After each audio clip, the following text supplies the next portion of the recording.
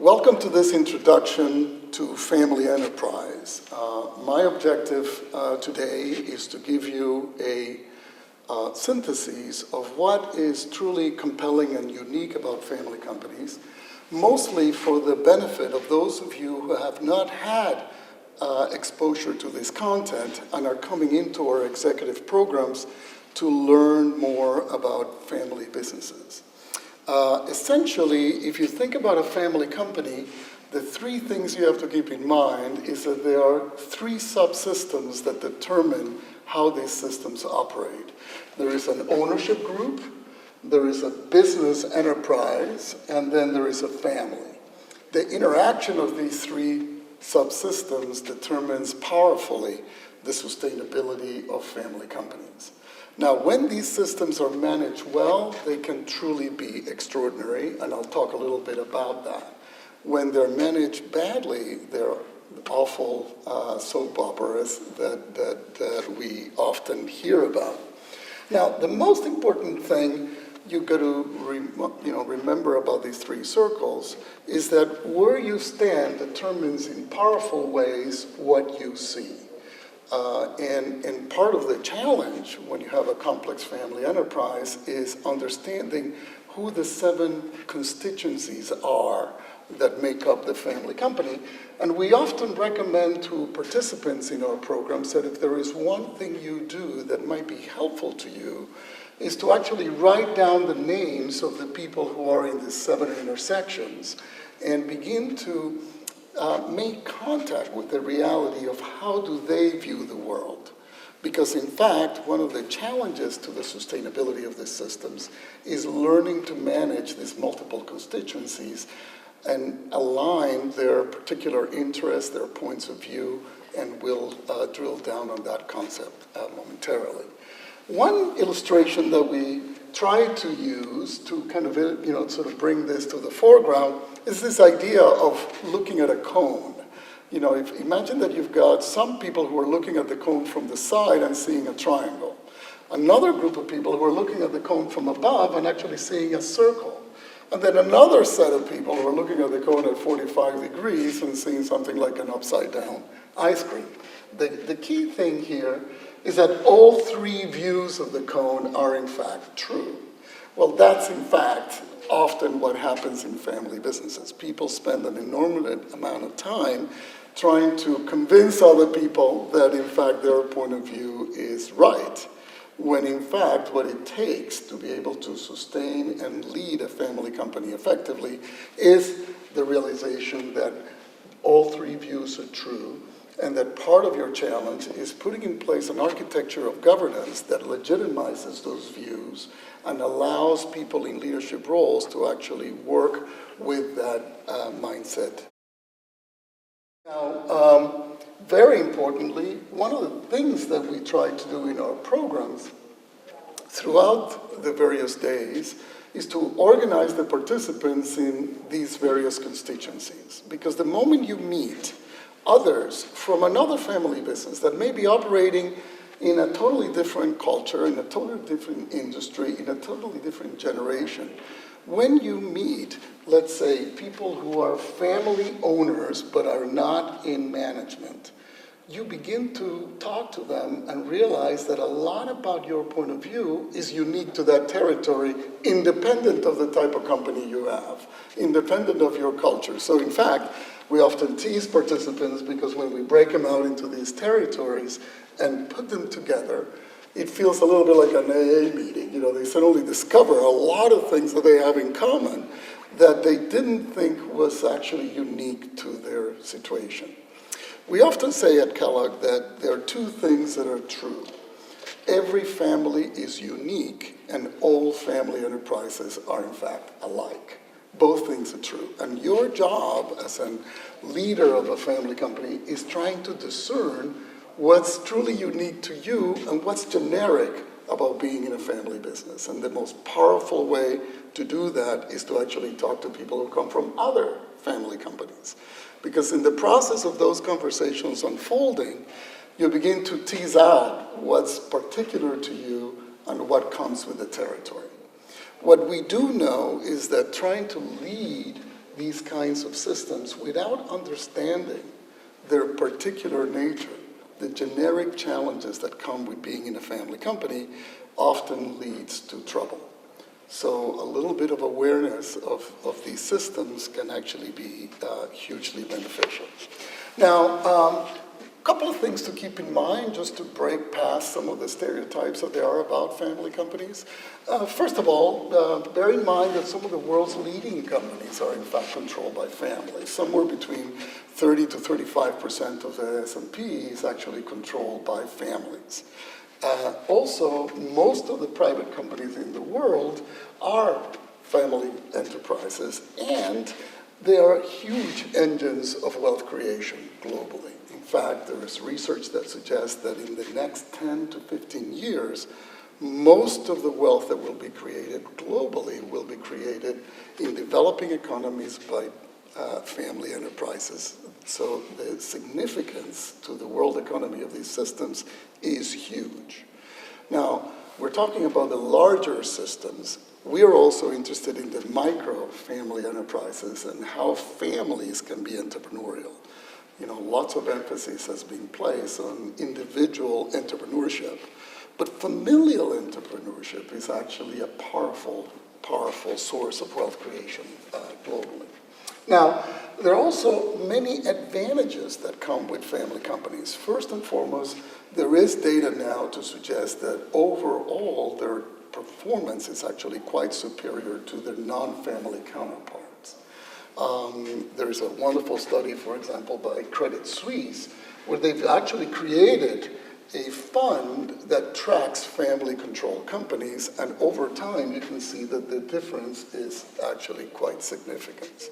There are also data that suggests that family companies, on average, when there are turndowns on the economy, are able to hold their value better than non-family counterparts. So it's really, we're just beginning to scratch the surface of how these systems work and what are their strategic advantages.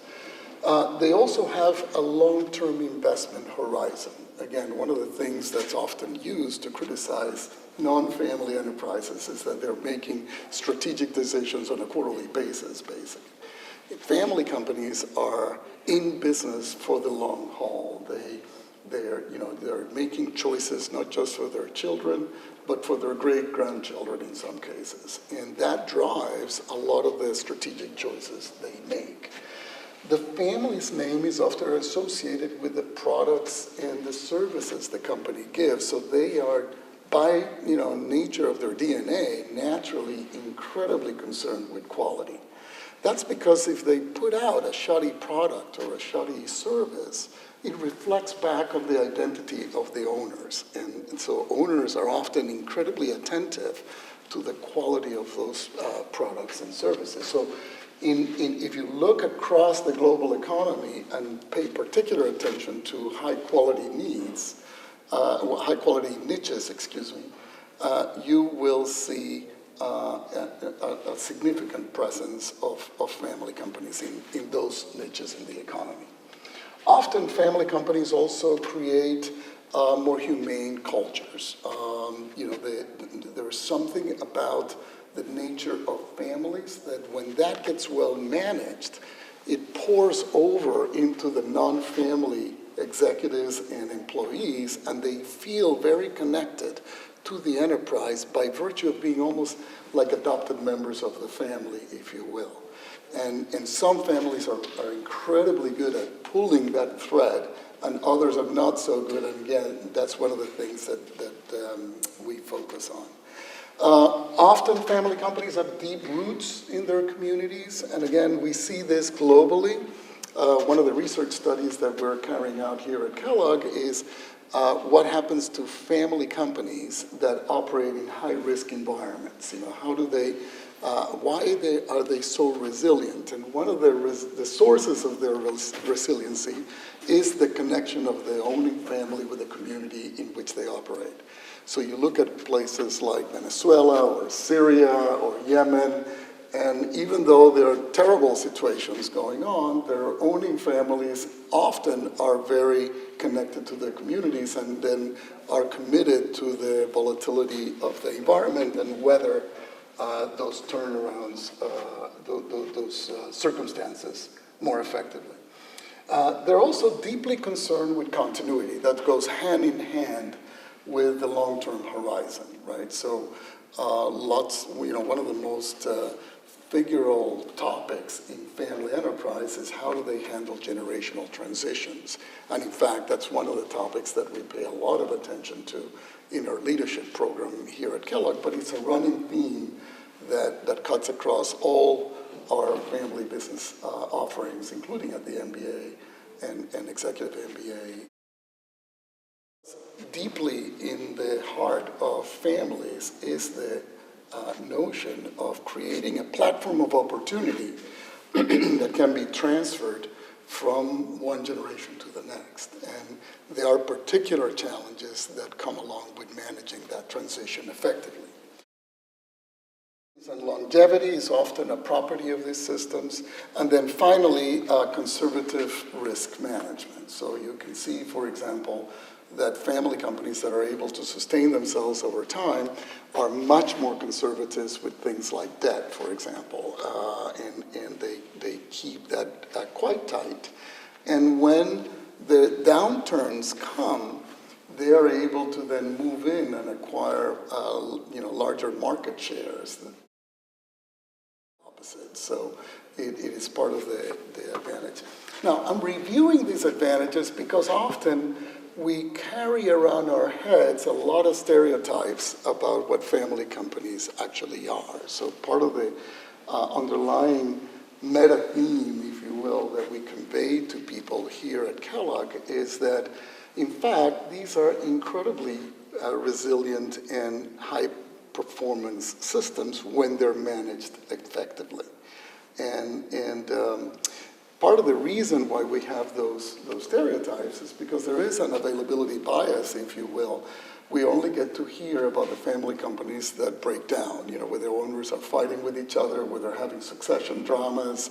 In fact, there's a new series on Showtime called Succession, which I just watched. I don't know if you guys saw it, but it just brings all of those to the foreground in an important and an interesting way. But again, they also serve to perpetuate these stereotypes that sometimes systems. Okay, now, of course, these are not, I don't want to overly romanticize them either. They do present some unique challenges. One very important challenge is, of course, nepotism. And the word nepotism is actually interesting in and of itself. It has long, deep roots. It actually comes from Latin, and nepot means nephew. And it comes from the Catholic Church, actually, out in medieval times when priests would have children, but they couldn't call them children, so they called them nephews, and then they brought them into the hierarchy of the church. That's the etymology of the word.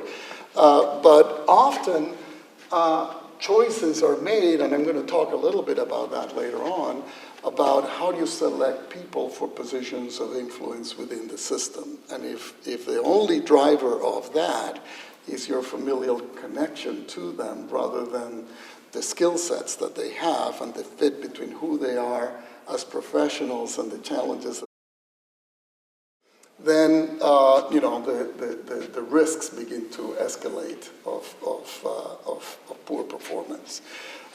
Sometimes family companies also become strategically obsolete. They fall in love with their legacies, and they don't respond fast enough to the changes in the marketplace. There are some fascinating examples about this. For example, in the media world, if you track what's happened to newspapers that were for many generations controlled by families, the moment the digital era started, a lot of those families were slow in responding to the changes that technology actually created for them. So that can present challenges that are profound, often associated with the generational transition within the company, because the seniors who may be in control of strategic decisions are enamored to the business model that worked for them, and the next generation coming in is trying to kind of shake that, and then the conversation across the generations within the system poses some important challenges. The attraction and retention of top talent, of top-notch talent, is often a challenge as well, particularly if the family hasn't handled this well. So if you're an aspiring non-family executive and you're making choices with your career and one of your options is a family company, one thing that you're going to be paying careful attention to is how is the family going about the complicated business of selecting who from their crew is in positions of leadership. And if they're not managing that well, perhaps you can, you consider other options. The generational transition, again, poses a lot of challenges, and one topic that we discuss in depth in our leadership program is how come, if it's so obvious to plan succession effectively, particularly when you got a remarkable leader or leaders of one generation, why is it so rare that in the family company world, so few families actually plan for their continuity effectively? And it turns out that it's a whole story. There are many factors that conspire against family companies being able to do an effective job of replenishing positions of leadership as they transition from one generation to the next. And then the final challenge I'm just picking from a longer list, is conflicts among the owners. And one way to think about this is that family companies are exposed really to two big types of risks. One set of risks are the typical operating and strategic risks any business has to face, right? So if you don't do the work here, you lose your competitiveness and the market will take care of you. But then family companies have this added risk, which is really what we call, for lack of a better term, a governance risk, if you will. And the key goal here is how do you make a set of interventions, if you will, how do you design an architecture, how do you educate the owners so that they can stay united and committed as owners to each other and to the enterprise that they own. That's the focus of most of the work that we do. Because really there are things down below in these, to manage this challenge that are unique to family companies as well. For example, in what way does the owning family affect the strategic redesign of the company and the strategic reinvigoration of the company, if you will?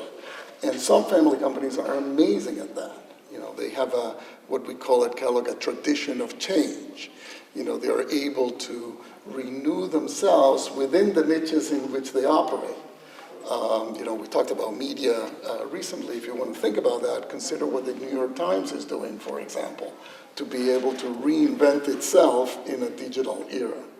And that in itself is kind of an interesting story. But there are ways in which what goes on here interacts with what goes on here as well. But the key thing is most of our programs really focus on this piece. There are members of our faculty who actually look at the strategic challenges as well. Now, one huge challenge that family companies pose is that these three circles are not static, right? So I mentioned early on that where you stand matters, and it does, but also where you are in the developmental cycle of each circle matters as well. So if we look at the business circle, it's very different managing a startup company than managing a growing family enterprise, and it's certainly very different from managing a mature family company. Most family enterprises, actually, particularly the larger ones that attend our programs, have some business that is in each of these boxes. So they're managing the full portfolio of complexity of enterprises that are, in fact, as businesses in different segments of their development. And as you know, what you do to succeed in a startup is actually quite different than what you do with a more mature business, or right. So learning how to forget what you used to do to get you off the ground, and beginning to put in place the kinds of management mechanisms that you need to be able to succeed once you get past the survival mode is one of the challenges of succeeding in a business. We will not be going into this part of the development in a lot of detail because we assume that people who come to our programs, and certainly our students in the MBA classes, get well exposed to the developmental challenges of businesses in and of themselves. So most of what we will be talking about in the next few minutes are really about the evolution of the ownership circle and the evolution of the family circle. But please remember that these three developmental trajectories interact with each other in powerful ways. Okay, so let's look for a moment at the ownership development. And when we developed with some colleagues this three-circle model, it wasn't coincidental that we put this ownership circle on top. The reason for that was that, as a business owner told me once, there's a golden rule of family enterprise. And the rule is that the owners of the gold rule. So if you're the attending physician and you're waiting for a family to come in through the emergency room and you got one question to ask before you can triage a solution, you ask, who owns the gold? Because if you understand that, you will understand a lot of the dynamics of the system that otherwise would remain hidden. And often who owns the gold is actually not all that evident. We can talk some more about that in a minute. But the ownership of a family enterprise typically can be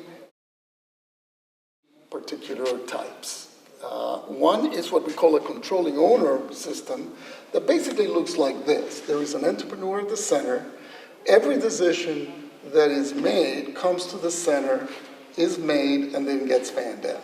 So entrepreneurs are highly controlling. That's why we call them controlling owners, right?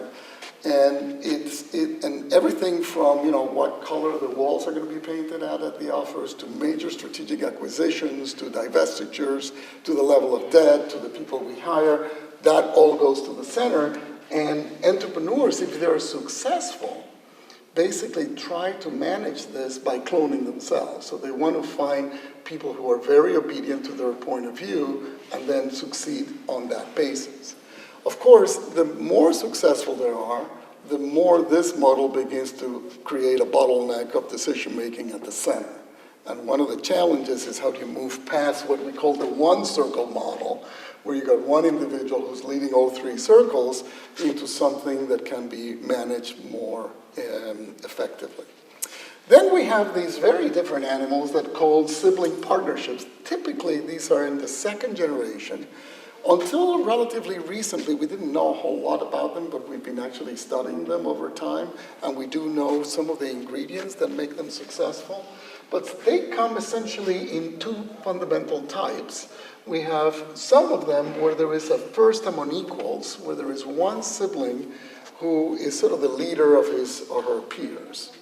And then the other is what we call a team of equals, basically, where there is really a team at the top making decisions, and it's almost like an executive committee of two or three siblings that together make the ultimate leadership and strategic decisions of the company.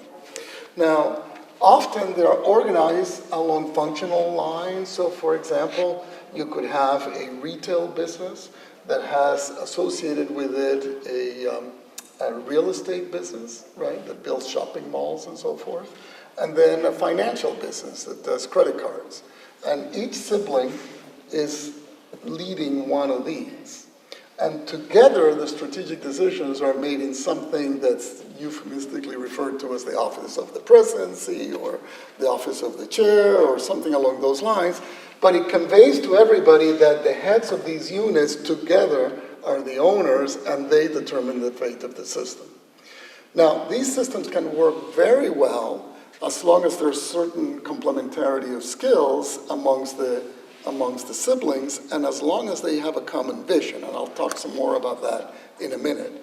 Where they begin to break down is if the leadership of a function begins to treat each function as if it were a fiefdom.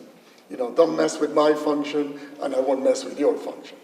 And if you do too much of that, then you begin to lose the synergy across, and the sustainability of that model often breaks down. And then finally, we have what we call cousin consortiums. Most of the people that come to our governance program are, in fact, at that stage. And typically, these are the grandchildren or great-grandchildren of founders, and are now really wrestling with how do they put in place an architecture that can organize the owners in meaningful ways. And this is a sample of our sort of generic kinds of things that family companies at this stage often have. The most important thing that you should be tracking is that there is really an architecture for governing the enterprise and an architecture for governing the family.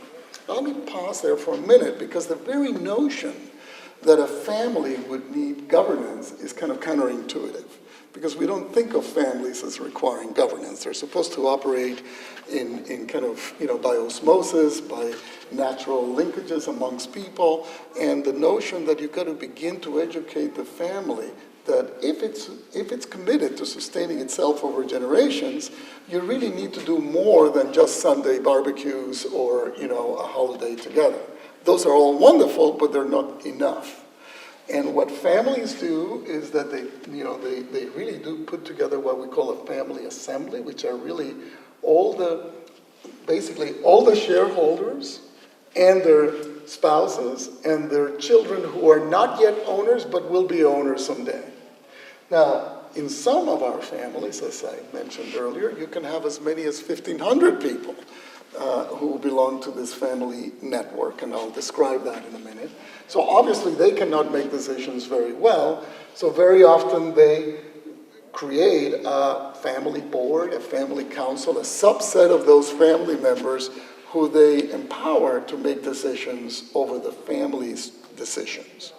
Now, what would be a family decision? Well, for example, who's a family member? Right? You would think that people know who their family members are, but think about this. Imagine a case where you have a cousin who's married and divorced 3 times, and he has children with each of his spouses. And each of those spouses had children of their own that came from a prior marriage. So now this individual has got a string of stepchildren, or maybe, sort of adopted children, and the family puts together a family event. Who tells that person whether they can bring those children to the family event or not? And what kinds of rights, responsibilities, and duties would those children have vis-a-vis the collective enterprise that we all own? And if you think about the fact that blended families are in fact 50% of most families, meaning families where there's been a divorce and a remarriage, you begin to realize that the demographics of this are actually quite challenging worldwide. So families have an assembly, they have a council that is in charge of making decisions for the family, and then they have an employment committee to regulate the policies by which we track who from the family gets involved in the family enterprise at the management level or at the governance level. They have often a family foundation through which the family channels its philanthropy. Sometimes they have a family office where they manage assets that are collectively owned but not in operating businesses. Or they have family offices also that provide services for the family, like estate planning, for example, right? And then they have a redemption program, because often when you get to the mature stages, you often have cousins that need liquidity or lose their enthusiasm for being members of the family enterprise and want to cash out. And if you don't put in place the mechanisms to manage that responsibly, then you're often dealing with that issue in a destructive way. And then finally, they often have a venture capital program to incentivize entrepreneurship for the next generation in the family. And that's where new wealth often gets created, but it's a way of also managing the kind of if you will, the aspirations of next generation if they want to pursue business ideas that might not fit strategically with the current design of the enterprise as it has existed, but that are worthy and worthy to invest in. Now, one thing we ask our participants, again, just like we do invite them to consider where in the three circles they stand, we also ask them, how does your ownership look like and where are you? And as in all developmental theories, what works at this stage often is a recipe for disaster at this stage. And what works at this stage is often a recipe for disaster at this stage. So, and I'll talk a little bit more to illustrate that in a minute. Okay, now if you look at the history of any family company that's been around for many generations, you realize that it isn't always a straight line, that the progression in ownership takes many paths. Sometimes you have a recycling of a controlling owner, right? So you have an individual who creates an enterprise, and sometimes they only have one child. Or they pick one child to, who's going to inherit the stock. And the others are going to get other assets, but the business only goes to one. In fact, if you look at the history of ideas on ownership, this has a long, long history. And it comes mostly from farming, because if you have a farm and you've got several children and you divide the farm at every generational turn by how many children you've got, you end up with a plot of land that is no longer sustainable, right? So what we talk about at the governance program is, if you look, for example, at the function of universities, originally, when you look at sort of Oxford and Cambridge and Salamanca and La Sorbonne, they were created in Europe to give professions to those people who weren't going to inherit the land, and who weren't going to go into the church, and who weren't going to go into the military, which were the other tracks for people who weren't going to inherit the land. But the land was only going to go to one. And again, this is often driven by demographics. But note something, that we call this incremental change, because if you pass a family enterprise from a single owner to another single owner, it's actually a simpler form of succession, because the fundamental format of authority remains the same, right? The stock is concentrated in the hands of one individual. Just keep that in mind. Now, when you get to cousins, if you put in place the kind of architecture I've just described, and I should say that these architectures need to be tailored to the realities of every family company. Not everybody needs everything that I showed earlier on, and one of the challenges is actually picking the right architecture for the moment at which you find yourself. But if you put that architecture in place, if you develop the policies, and now you pass the sibling stage and you're deep into the cousin stage, these transitions actually become easier, because now you got cousins rotating through an architecture that has been more or less institutionalized, and that then allows for sustainability to hold. Now, here we call discontinuous change these transitions that actually change the fundamental ownership structure of the company. So when you go from a single owner to a group of siblings, or if you go from a group of siblings to a group of cousins, you're not just changing the people, the individual cast of characters, you're also changing the way decisions are made and the way authority, as it flows from ownership, gets exercised. And that poses what we call a change of a larger order of magnitude, because you're really redesigning the system and changing the people at the same time, basically. All right. Now, this chart basically is some data from a study of 400 plus companies, which tracks what ownership structure do the owners expect to have in the future versus the ownership structure at which they find themselves today. Now, if you see there are 249 controlling owner businesses, 85 of those are recycling with one single owner, which means that they basically are giving the other assets of the family to the other children, but the business is only going to one person. But note, 161 of them, 2/3 of them pretty much, are going to siblings, right? And 3 are skipping the siblings altogether and going to cousins. That happens for a variety of reasons, sometimes because the parents had their children very early. So that by the time you get to, so the tenure of the founders is prolonged, and by the time, it's a little bit of a Prince Charles type situation, you know, by the time you get to the next generation, they're actually quite old themselves, so you skip them and you go to the cousins. Of the 127 companies that are sibling partnerships today, 8 are going back to a single mom, you know, to a single owner, which means that the siblings bought each other out, basically. And the stock then got reconcentrated in the hands of one. 54 are sustaining themselves as family, sibling partnerships, and that means that one of the siblings bought the others and gave the company to his or her children, right? So you're recycling the same format of sibling ownership. And 65 of the 127 are actually going up to cousins. And in this sample of the 25 companies that were at cousin consortiums, they want to stay in the cousin consortium mode, basically.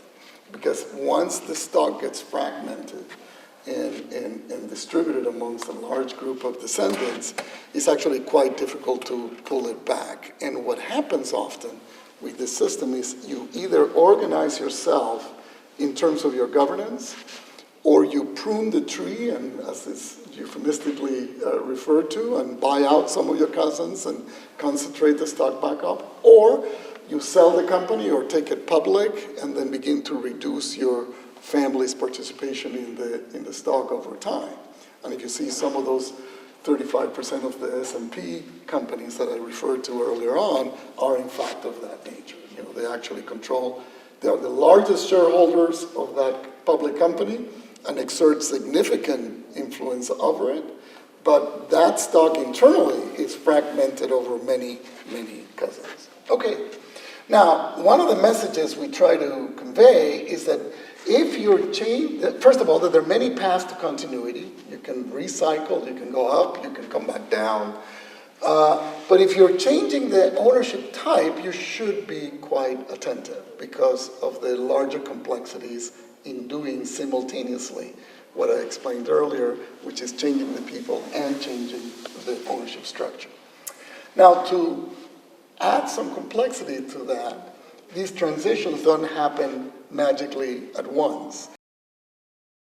Periods of time, and you may have a controlling owner who's bringing in her children at the same time while they're trying to exert their individual authority. And over here, you got a group of siblings that's been working together for 20 years, and they're bringing their children in, and this is and so you got a little bit of a foot in the world you were, and a little bit of a foot in the world you're moving to, but you're in this hybrid territory. In some family companies, again, depending on the demographics, these boxes are actually pulled in even further. So you got granddad, who started the company, still functional. You got the siblings, who are now men and women in their 40s or 50s, and then you got their children, who are now in their 30s and 20s, all coexisting within the same platform of economic opportunity, if you may put it that way. And then it really does add some added texture and complexity to governance. Now, let me illustrate how these complexities evolve. So I mentioned earlier that what works at the controlling owner stage often doesn't work at the sibling stage. So you may have a situation here where the controlling owner does not know how to share authority, because nothing about their experiences suggested that that's an okay thing to do. They're very comfortable making decisions on their own.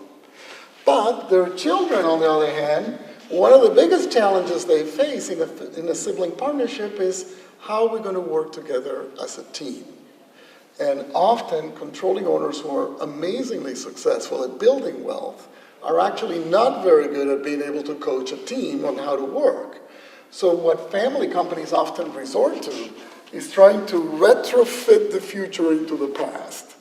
And the way that would happen is, you're a controlling owner, you look at your children, and you look which one is most like you, and then you try and promote them as the next leaders, with the notion that somehow, because they're like you, they're going to be more successful. But in the process of doing that, they are neglecting the reality that the core of success, the key to success at the sibling stage is, in fact, shared authority. So if the siblings together begin to emulate what worked here, they often derail. So the siblings will say to that anointed leader amongst them, thank you very much, we already had a dad, we don't need another dad. So part of the challenge of that person is, how do I exert leadership with my peers without crossing the line and becoming too parental? You know, that's sort of the challenge. Okay, when you're moving from a sibling partnership to a cousin consortium, one of the most common mistakes is that the siblings overlook the complexity. You know, so when you've got, let's say, 3 siblings that are moving to 14 cousins or 10 cousins, the siblings say to the cousins, you know, we hope you get along just like we did. And the siblings say, but we're 10, you were 3. And they said, but just get along. And then the siblings say, look, in order for us to get along, we need to put in place an architecture. We need some ground rules. We need some policies to regulate each other. And often the siblings view those efforts by their children to bring in governance as a kind of a waste of time or a bureaucratic, engineering that's unnecessary. So they often underestimate that complexity. They don't understand the need for structure. The cousins attempt to model the siblings, but often fail, in part because they didn't grow up in their same home. You know, the siblings grew up in the same homes. The cousins didn't. So the age spread amongst them is wider. There are different generations in some cases, particularly in the larger families, and they share a lot less than the siblings did. And then finally, the cousins often underestimate the political dynamics among the branches themselves. So, you know, siblings in business can be quite competitive with each other, and that rivalry can actually transfer to their children, and their children start playing out that rivalry at times without even tracking that it doesn't have to do with them. It is actually inherited from the generation that came before. Okay, so the ownership system evolves in fairly predictable ways, and then the family itself also evolves. So families are not static. They have their own developmental progression as well. And there are 3 types of stages that we try to group families into. The first is a nuclear family that is basically what we say at our programs, Mapa and the kids. It's really sort of when people think of family, particularly in the US, they think of this unit. When you think of family elsewhere, you often include your cousins and your uncles and your aunts and your extended family. But in the nuclear family stage, this is a particular stage of development where you really, you've got a couple with children and they're trying to manage all of the challenges that come with parenting a young family. Next, you have what we call a multi-generational family, in which you've got the parents, their children, and their spouses. And I'm going to talk momentarily about the powerful impact of the entry of the spouses inside the family an enterprising family. And then finally, we got what we call a network of families, note the plural here, because these families now expand and you're now deep into the cousin stage, essentially. Now, one of the key challenges, as I said, as these families evolve, is looking at the family from the point of view of the seniors in the older generation. It looks very much like a pyramid. They control the authority, they control the decisions over the family, and then the siblings are below them, and then ultimately their descendants are below the siblings, right? That's how the seniors look at the family. One of the things that we've become very interested in is what is the impact of in-laws entering into the system? Because often in-laws come from another tribe. They really bring us a different set of assumptions about the way the family operates. They bring different assumptions about, what the business is good for, or what are the traditions, and what have you. And we become very interested in how the process of entry of siblings happen. And in some families, the spouses come in, and they also, it's like they get adopted. So, my daughter's husband is also my son. He's a full citizen of the family. He comes in. We wouldn't even think of having a family meeting without, of course, automatically inviting him. He gets access to the information about the company.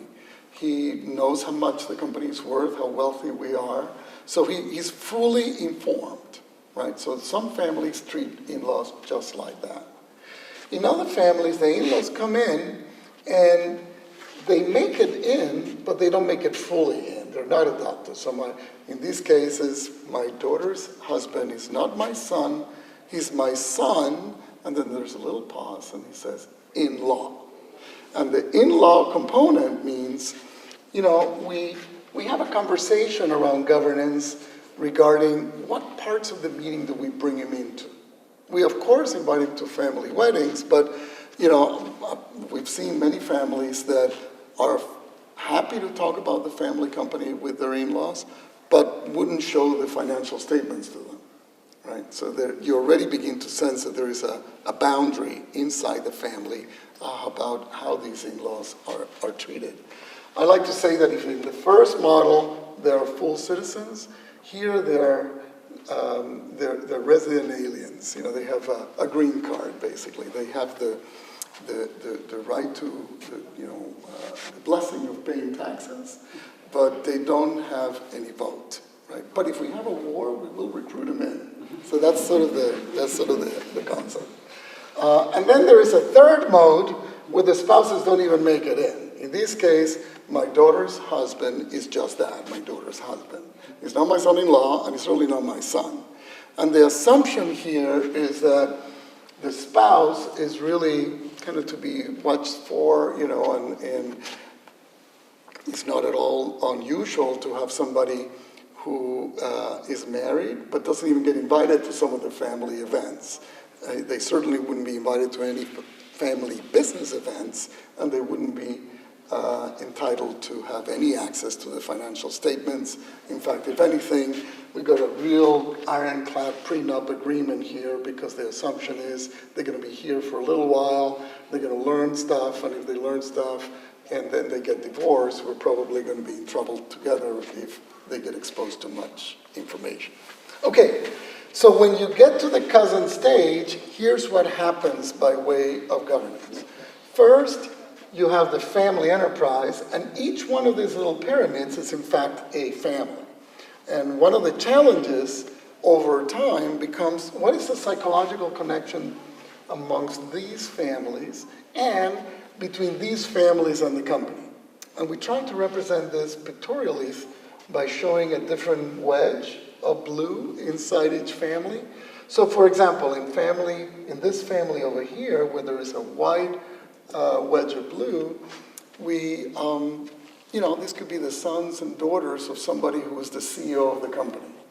So when she comes home and starts talking about her workday, her children are listening about the company 24/7, basically. And that family psychologically is quite connected because one of the parents is very involved with the family company.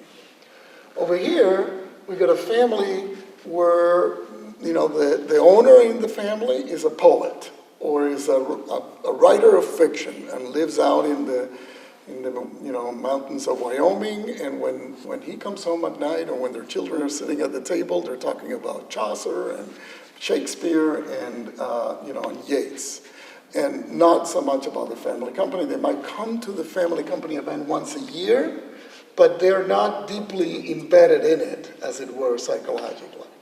And that begins to then balloon over time. So when you got these large, complex family companies, you got a whole spread, a whole distribution of relationships between each of the families and the family company, which then leads to different categories of owners. And this is a really important point, because not all owners are the same. You got some owners who are actually operating owners who would be in the middle of our three circles, basically deeply engaged with the management of the company and in the family. You got some owners who may be governing owners. They sit on boards, they may be trustees, but they have their own independent careers and don't work in the family business, right? So their connection to the enterprise is closer because they're in governance roles, but not as close as operating owners are. Then we have active owners who are not in management, they're not in governance, but they do answer their emails. They're connected psychologically to the company. When they're convened, they come. If they're invited to do some reading or some thinking about things, they volunteer their efforts and are informed and care deeply about the continuity of the business. And then we got one last category of owners, which are what we call investing owners. And they come kind of in two forms. Some that are true investors, meaning they really do track their dividends and they really do pay attention to the kinds of risks the company is taking on and so forth. They really look at it as an investment. And then there are other types of investing owners that are really quite passive, who don't even understand how the dividends get generated or how do they magically appear in their bank accounts. And there are, in fact, lots of family owners who are in that category. So what happens over time, as the family company progresses, is that there tends to be a migration from operating owners to owners over here. One of the key premises of our programs is that if you got a over here, you then begin to lose one of the most important strategic advantages of family companies, which is the commitment and unity of the owners. That is a huge strategic advantage. And if family companies, if that begins to wither away over time, then you do inevitably get to the point of actually saying, why do we have this thing? If the owners don't even connect to it psychologically, right? And you can see that these are the different categories of owners. Their roles and some of the fundamental variables of enterprise, like strategy, like culture, like governance, like the degree of family involvement, does vary in predictable ways, with operating owners being in the lead in strategy, culture, governance, and investing owners basically accepting the decisions that their other cousins might be making along those variables. And paying attention to that continuum is really quite important and has huge significance to how you design a governance system over time. Again, we're going to focus in the remaining time on the ingredients that make this governance sustainable and even possible. And our program, particularly our governance program, spends about 19 minutes to 2 hours on each one of these ingredients, basically. The first one, and I'm just going to rattle them off very quickly, is education. And education is essential because if the owners don't understand what it takes to sustain a family business, what are the challenges that come with being in an owning family, and if they don't take time to educate themselves about that, their ability to tackle these challenges constructively begins to evaporate. So you do have a choice about whether you want to be in a family business or not. But if you choose to be in one, you're signing up for a lifetime of educating yourselves and your heirs about the challenges that come with these systems. And that's sort of part and parcel of what you're taking on. Lots of owners don't understand that. And as somebody told me once, when you inherit the shares, they don't come with a user manual. So part of the effort of educating owners, so why do we care? Why are we organized the way we are? And so forth is an ongoing challenge in the systems. Now, the owner's values matter hugely, and they often are the driver of lots of strategic choices that are made. And, so what businesses you invest in, what industries you stay out of, how you conduct yourself as business owners, how do you relate yourself with other stakeholders, your employees, the local government, the local community, the regulatory agencies, the estate planning agency, the IRS, I should say. In other words, the family's values drive the culture of the enterprise, and if the owners haven't done the work to clarify those values, bring themselves into alignment, articulate those values, and then do the hard work of monitoring whether their policies are consistent with the values they hold, then that element of governance begins to weaken. Next is what we call a vision. And essentially, if there is one thing we know about human organizations and collaboration in general, is that unless the ultimate purpose, unless the goals of a human system are clear, the ability to harness the motivational power of collaboration begins to wither away. So to what extent are leaders really are focused on clarifying what the destination of the family enterprise is going to look like? How will our three circles look 10, 15, 20 years from now? Who's worrying about that? Not just from the point of view of the enterprise and its strategy, but of us as an owning family. Who's done the demographic analysis to think about our family adding 10 years to everybody's lives and taking a hard look at that and asking what will it take to sustain that family, not the family we got today? Those are the kinds of questions that need clarity if you're going to be able to have a compelling vision. And we do believe that that's an essential element in sustaining these efforts. Now, as I mentioned already, it isn't just about education, values, vision, but also about structure. In other words, once you clarify that destination and you've sold, in this good sense of selling, that vision to your owners, now you're going to channel their energy in thoughtful, responsible ways. So when we look at that chart with all those boxes, each one of those boxes is a group of human beings making decisions over a piece of the agenda that holds us together as owners. And often that gets lost from the conversation. So the design of the architecture is really important.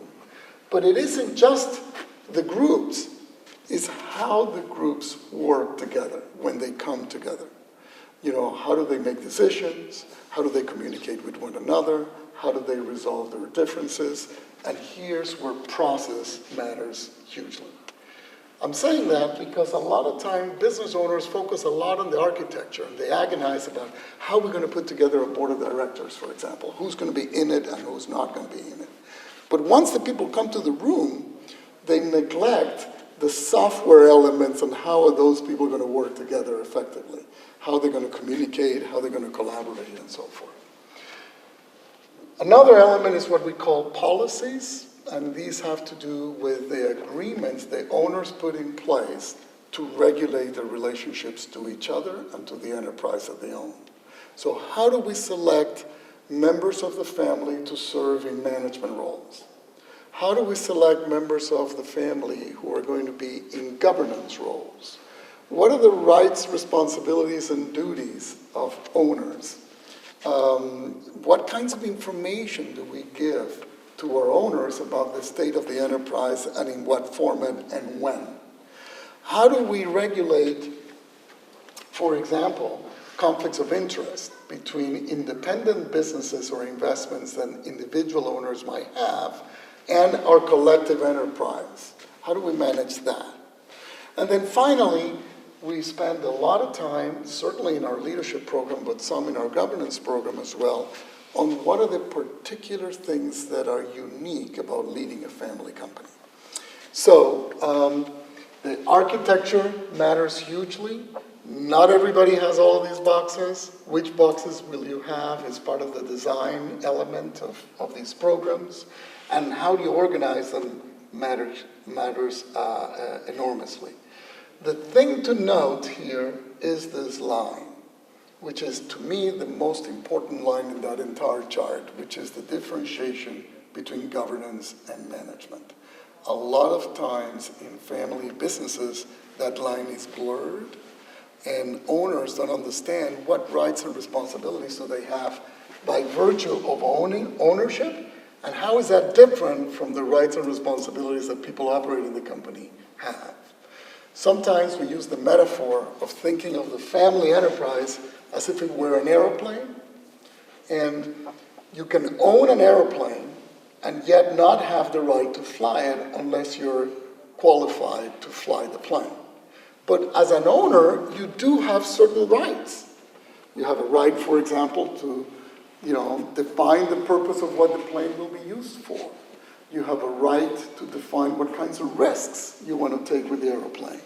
You have a right even to define what kind of brand you want to attach to the use of the plane and how that brand reflects on the owners and their identity and their values. But even though you own it, you don't have a right to fly it unless you're qualified.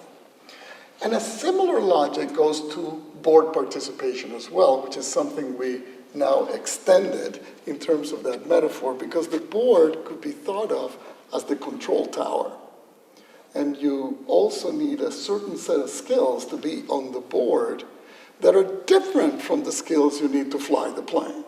And yet, those skills are every bit as important in determining the long-term viability of the enterprise as the piloting skills are in flying the plane. And often owners think that just because they own, they automatically, and in fact, some jurisdictions make that a legitimate legal right, that just because you own, you have a right to be on the board. But who's quality controlling the involvement of the owners on the board? How does that happen? And how does the family get educated enough to understand that over here it isn't about blood relationships, it's ultimately about skill sets. And if I'm an owner, I own an enterprise, I want the people in that control tower to be the best people who are going to represent all of our interests, not just the interests of my branch. And that, again, becomes an important part of the governance conversation. Now, a couple more concepts, and then we'll wrap up. Family enterprises, one of the biggest challenges they face is that they exist in this hybrid institutional territory between family and enterprise. And because of that, they're constantly managing what we call the polarities. And the polarities affect every element of family business, from the design of governance to the policies families adopt, to the kinds of decisions that are made by virtue of strategy, selection of personnel, you name it. And these polarities go something like this. In the world of families, the values that drive choices are inclusion, spontaneity, forgiveness, equality and need as distributed values, volunteerism, and patience, right? In the world of enterprise, efficiency is the ultimate purpose, and you want to have a best fit in terms of the people and the roles they take on. You want planning, you certainly want accountability, you want the best people to rise to the top, you want reward for work, and you want expediency, right? That's the sort of the nature of these systems. Family enterprises operate in this hybrid territory between these two. And often, whenever you're making a decision, you're facing that polarity in a variety of ways. If you're a leader, one of your most important challenges is to actually hold both ends of that polarity in the context of any decision you have to make, and yet not lose your ability to make a choice. But understand that wherever you peg it, wherever you end up making the decision, you will be compromising on some element of this tension, because they are, by their very nature, paradoxical. You can't escape them. Sometimes families themselves polarize around the polarities, and that's often not useful. So you've got a cousin that is the champion for family glue, and another cousin who is the champion for efficiency. And the two of them are battling it out as if that problem was resolvable. And in fact, it isn't. It is built into the nature of the beast, and it's deeply embedded in the DNA of family companies.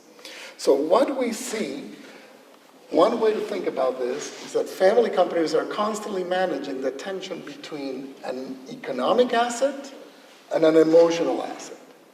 And the sweet spot is really here, which means that you are taking on the challenge of managing that tension throughout the system in its design, in terms of the strategic decisions you make. And if you do it well, often you are able to come up with a synthesis that is actually quite sustainable.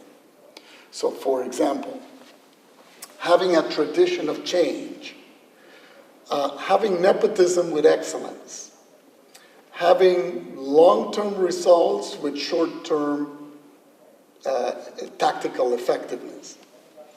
So you're able, and most leaders in family companies are able to come up with these syntheses and make them sustainable. But we used to, a long time ago when we started studying family companies, we used to recommend to people, the adage used to be, treat your business as a business and treat your family as a family, and separate the two. And it turns out that if you take that too far, you end up eroding this strategic advantage of being in the middle of both. Because what's really the skill set, the real art in sustaining continuity in these businesses has to do with living with that tension and making it a strategic advantage. And we can talk more about that. The final couple of slides I've got to share with you are really about three key sets of relationships that are integral to governance, and one very important point about the currency of the realm of governance. The key sets of relationships are the family owners, the board, and the management itself. This triangle is at the core of the architectural design of any governance architecture. And trust is the variable you track to know whether you're doing things right or not. Because if these processes are put in place to manage the upper triangle, or the governance triangle, then you're on a path to sustainability. When these governance arrangements are not done well, trust begins to evaporate and the sustainability of the system gets eroded. Now, I just wanted to point out with this slide the many layers of governance that may be in any complex enterprise. These are the CEOs of operating companies. They have a board. That board has a chair. But there's also a CEO of a holding company that has itself a board, which has itself a chair, which has itself a group of shareholders. And the art in governance is understanding those layers, honoring their complexity, and figuring out ways of keeping that going for generations. So you can look at any big family enterprise that is in the cousin stage, and they will have some version of this. But often they're not tracking sufficiently the effort it takes to actually keep that going and in an effective way. Okay, so in closing then, we got the 7 drivers: education, values, vision, structure, processes, policies, and leadership. And typically when a family company comes to our programs, they're hurting on one of these variables, and they want a solution. And one of our challenges is to convey to them, you got to look at the whole landscape before you start tinkering with one thing. Because these are not engineering problems, typically. They are gardening problems. You work on your vision, and before you know it, you realize, oh dear, our architecture doesn't reflect the vision that we put in place. You work on the vision, you realize, oh dear, we haven't had the values conversation, have we? And can we have the values conversation without our owners being well briefed on what it is to have these conversations in the first place? So you're actually working through this cycle over and over and over as new generations of family members plug into the enterprise. Now, that doesn't mean that it's always being reinvented. You invent a structure, you buy yourself 10, 15 years, and then at that point you begin to feel the pressures of newer generations that are coming up the pipeline and beginning to put pressure on the leadership to be able to redesign the system. So part of the art of leading these systems is knowing when to pause and reconnect with the big picture conversations on how we're doing as owners and what can we do to redirect the design we've got to the needs of the people that are coming down the line. And I did want to leave you then with a set of questions that connect with each one of these drivers, and we put a lot of emphasis on these questions at our program. The education questions are really, do we understand the issues and respect the challenge of being in a family company? Family companies can be amazing enterprises. They really can. They can offer incredible services and products to the world.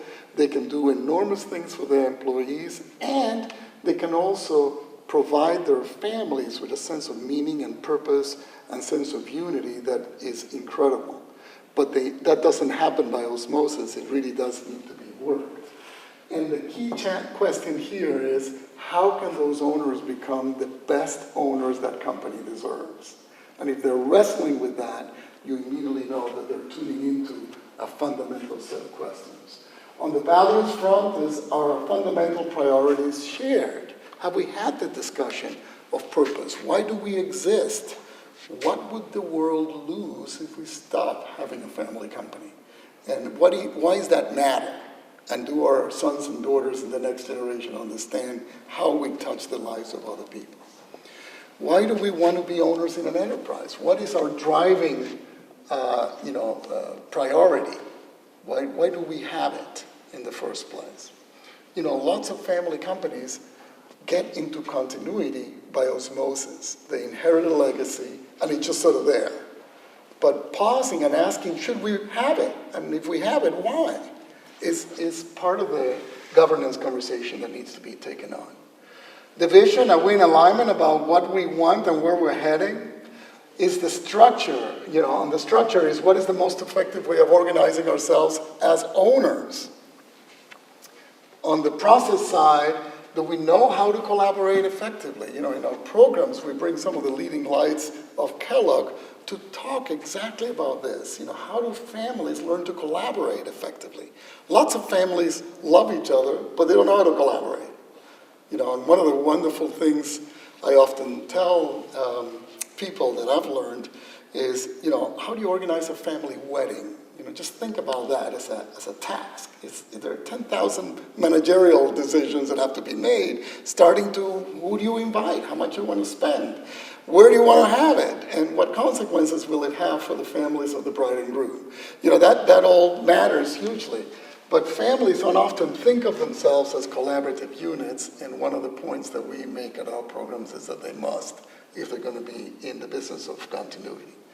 Can we agree on how best to fit the right people to critical roles?